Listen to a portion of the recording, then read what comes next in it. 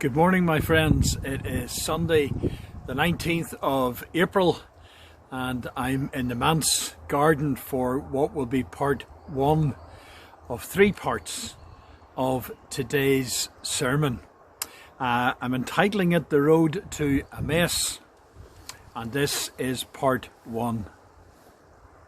Immediately after the crucifixion, do you reckon the disciples asked themselves some questions?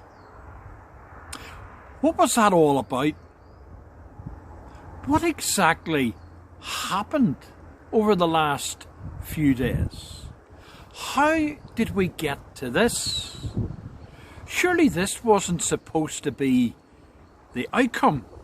I mean, we know the priests hated Jesus, and we know that the Romans were cornered into doing what they do best, which is just brutalizing and murdering without a second thought.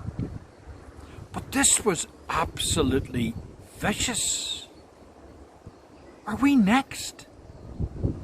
And certainly lockdown in Jerusalem and even escape was most definitely on their minds. They just didn't get why Jesus had to die. Oh, they'd been warned often enough. But the concept of God going to the cross and actually dying, well, that wasn't within their radar at all. Perhaps they also asked themselves this question, well, does that mean that I'm still a believer? Am I still technically a follower of Christ?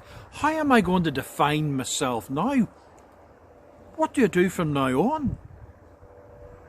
How do you define being a Christian?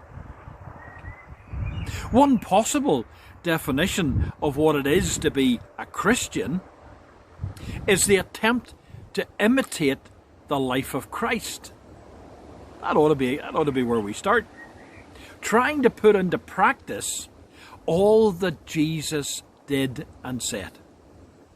In Jesus we have a perfect example of the best way to live according to God's desire. So our own discipleship, our own walk with God, ought to be a mirror image of Christ. We want to be like Jesus, to do, to act, to listen, to pray like Jesus. Jesus was baptized by John in the Jordan, therefore we also want to be baptized. We want to be part of the earthly church.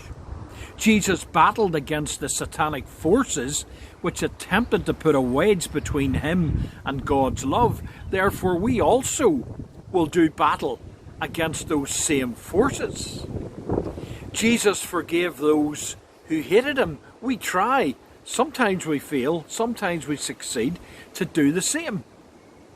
Jesus brought healing and understanding. Surely we would want to bring the same as part of our walk. If Jesus said that I and the Father are one, if you've seen me, then you've seen the Father also, then that's the way we want to be also, isn't it? Jesus was a teacher, he was a preacher, a healer, a reconciler, a leader of people.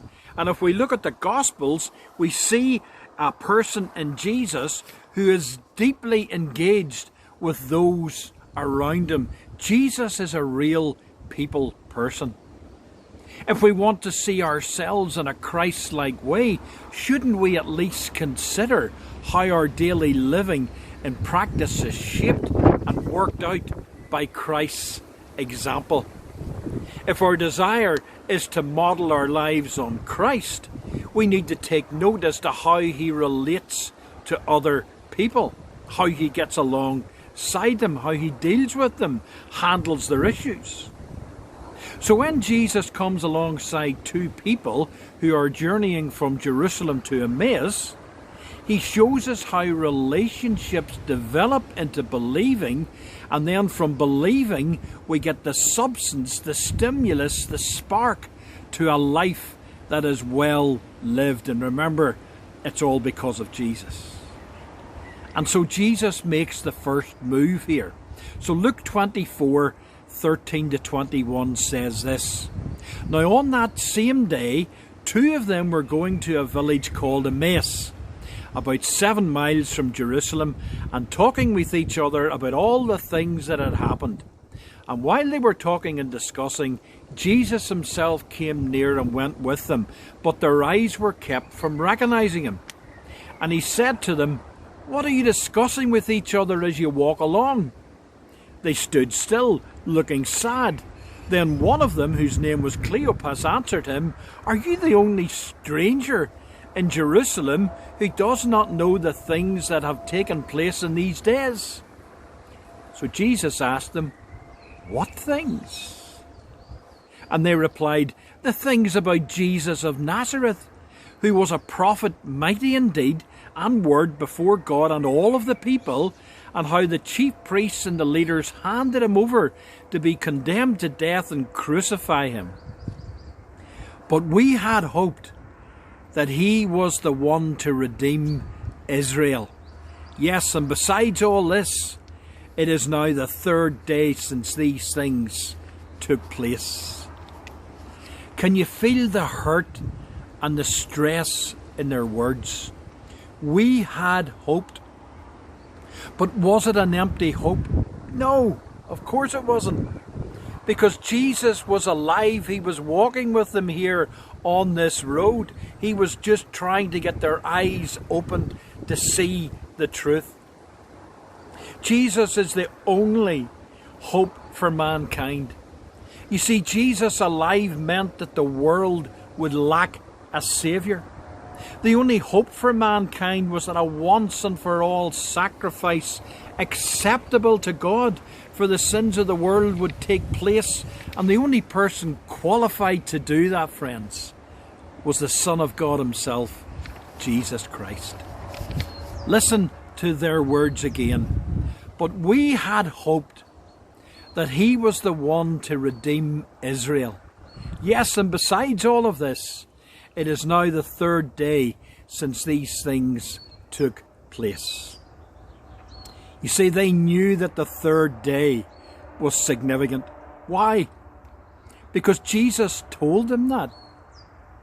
But why the great escape? Why the great escape? My friends, the death of Jesus was so brutal, it was so final, it was so devastating to them all. The fear of the darkness that went for 3 hours, the fear of the earthquake, the fear of retribution, and it just overtook them. And yet Jesus was walking with them and they didn't even know it. Aren't we a wee bit like that at times, friends? We get ourselves so worked up, so frightened, so worried, and we don't even realise that God is alongside us. Are you a bit like that at the moment with this virus? And lockdown is keeping us from trusting God as much as we should. Jesus said, "I will never leave you, nor forsake you." He walks alongside us. I love that hymn. What a friend we have in Jesus. And it says, "Oh, what needless pain we bear, all because we do not carry everything to God in prayer." And friends, sometimes when we do take it to God, when we get back up off our knees again, don't we sometimes take the issue right back with us again?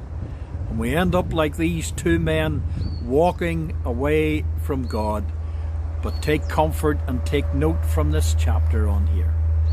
Jesus doesn't give up on them. And Jesus most certainly will not give up on us.